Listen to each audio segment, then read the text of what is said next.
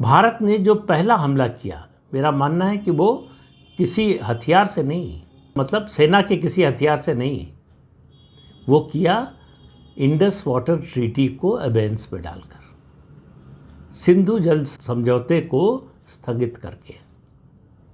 उसकी मार ऐसी है कि वो बड़े लंबे समय तक उसका असर रहेगा और उसका असली असर अब होना शुरू होगा।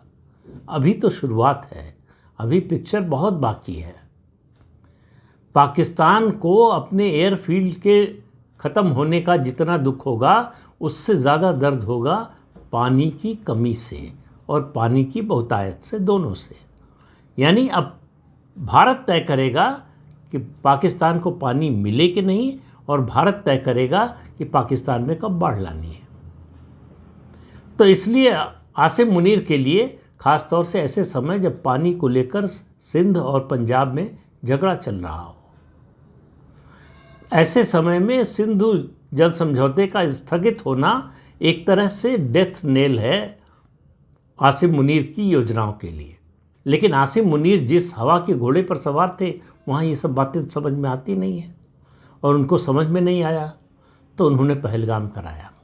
उन्होंने कहा भारत क्या करेगा, 2 दिन हल्ला मचाएगा, थोड़ी धमकी देगा, इंटरनेशनल बिरादरी में जाकर रोएगा, हमारे खिलाफ डॉजियर देगा, हम इनकार कर देंगे, बात ख़त्म हो जाएगी, धीरे धीरे मामला दब जाएगा। वो भूल गए कि 2016 और 2019 में नरेंद्र मोदी ने क्या किया था जब उरी और पुलवामा हुआ था। तो उनको लगा कि वो भी छोटा मोटा मामला था, 2-3-4 महीने में उसका भी असर ख़त्म हो जाता है। तो इसलिए वो इसी गलतफहमी में कि इसका कोई असर होगा नहीं। दूसरी गलती, उन्होंने धर्म पूछकर मारा। तीसरी गलती, जिन महिलाओं को छोड़ दिया, उनके पतियों को मार दिया, उनसे कहा जाके मोदी को बता देना। तो मोदी तक संदेश पहुंच गया। अब मोदी ने जो संदेश पाकिस्तान को पहुंचाया है, वो आसिम मुनीर किसको बताएं?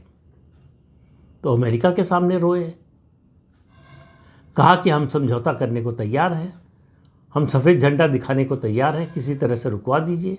अब वो एक तरह से अपनी जान बचाने की कोशिश कर रहे हैं, अपने देश के लोगों को बताने के लिए या कोई उपलब्धि दिखाने के लिए उनके पास है नहीं। झूठ का सहारा कब तक चलेगा?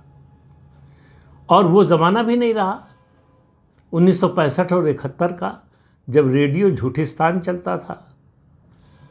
हमारे यहाँ ऑल इंडिया रेडियो पर एक कार्यक्रम ही चलता था उस समय।